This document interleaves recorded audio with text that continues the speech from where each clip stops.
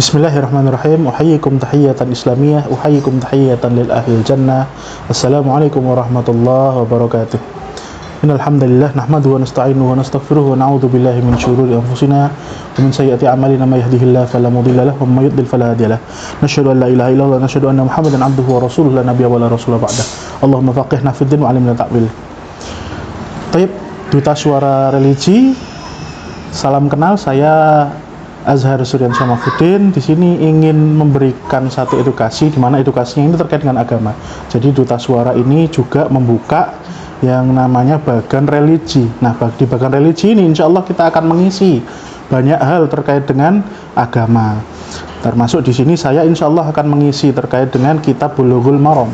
Nah, Kitab Bulughul Maram yang insya Allah akan kita kaji ini adalah karyanya Al-Imam Al-Hafiz Ibnu Hajar Al-Asqalani, yang dimana Al-Imam Al-Hafiz Ibnu Hajar Al-Asqalani rahimahullah ini dulunya adalah Qadhi Qudat.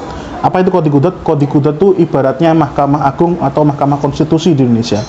Nah, kita perkenalan dulu terkait dengan Bulughul Maram. Bulughul Maram artinya adalah tercapainya sesuatu atau tercapainya keinginan, di mana maksud dari Al-Imam Ibnu Hajar Al-Asqalani adalah tercapainya suatu keadaan yang islami. Yang pertama, kita harus mengetahui dulu siapa itu Imam Ibnu Hajar Al-Asqalani. Nah, Al-Imam Al-Hafiz Ibnu Hajar Al-Asqalani nama kecilnya adalah Ahmad Ibnu Ali Ibnu Muhammad Ibnu Muhammad Ibnu Ali Ibnu Mahmud Ibnu Ahmad Ibnu Al-Asqalani, yang dimana beliau dilahirkan di Mesir pada tanggal 23 Sya'ban tahun 773 Hijriah. Dari sederetan nama nenek dan kakeknya terdapat nasab berurutan yang secara kebetulan sama, yakni ada 3 nama Ahmad, yaitu namanya sendiri Ahmad 1 yang kemudian disebut Ibnu Hajar, Ahmad 2 yang berada dalam urutan nasab ke-7, dan Ahmad 3 yaitu sebagai keturunan yang ke-8. Dan terdapat nasab berurutan juga yang secara kebetulan pula sama namanya, yakni nama Ali. Ada 2 nama Ali, yakni Ali 1 yakni ayahnya sendiri Imam Ahmad Ibn Ali ya. Lalu kemudian Ali 2 yakni buyut ayahnya atau urutan nasab yang ke-5. Juga terdapat nama double pada kakek-kakeknya, yakni 2 nama Muhammad dan 1 nama Mahmud.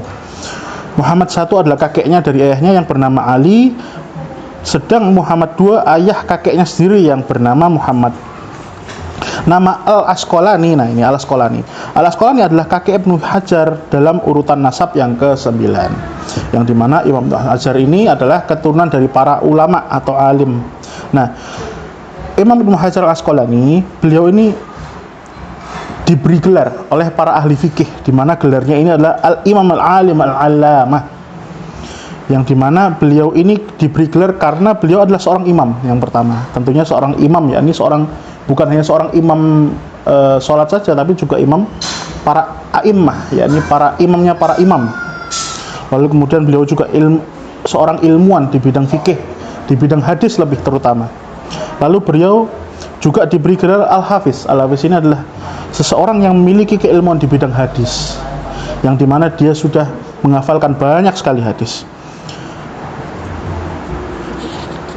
Lalu kemudian beliau juga diberi nama, yakni Al-A'immatul A'lam, seorang imam dari para ilmuwan Islam. Juga beliau diberi nama atau beri laqab, yakni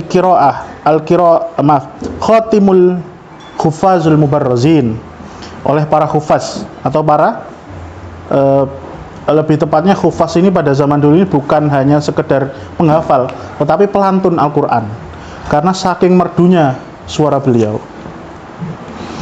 Nah, lalu beliau juga diberi nama, yakni Al-Qudhah Al-Masyhurin. Al-Qudhah Al-Masyhurin yakni seorang hakim yang terkemuka, yang dimana beliau ini dijadikan pada zamannya yaitu Qadhi Qudat. Qadhi Qudat itu adalah seorang hakimnya para hakim atau ketuanya hakim pada zamannya, sehingga beliau jadi rujukan para hakim pada zaman itu. Lebih tepatnya beliau juga seorang yang membuat perundang-undangan dalam Islam. Nah, Imam Ibnu Hajar Al-Asqalani pada saat usianya 5 tahun beliau ditinggal oleh ibunya wafat. Jadi beliau saat 5 tahun ditinggal wafat oleh ibunya. yang dimana terus kemudian setelah ibunya wafat, beliau ditinggal wafat oleh ibunya di bawah usia 5 tahun. Ada kemungkinan di sekitar usia 2-3 tahun. Nah, pada saat usia 5 tahun, lalu kemudian beliau diasuh oleh ayahnya, yang dimana ayahnya ini memasukkan ke dalam kutab-kutab atau madrasah-madrasah ya, daris-daris, yang dimana di kutab-kutab tersebut beliau belajar agama. Sampai usianya 9 tahun, beliau ini sudah menghafalkan Al-Quran. Jadi beliau menghafal Al-Quran ketika usia 9 tahun. Sedangkan pada usia 5 tahun, ternyata beliau juga ditinggal oleh ayahnya. Jadi pada usia 2-3 tahun ditinggal oleh ibunya, usia 5 tahun beliau ditinggal oleh ayahnya. Beliau adalah murid dari ulama-ulama besar, yang dimana ulama-ulama itu ada sekitar 600 ulama, yang dimana 600 ulama ini adalah gurunya Imam Ibnu Hajar Al-Asqalani.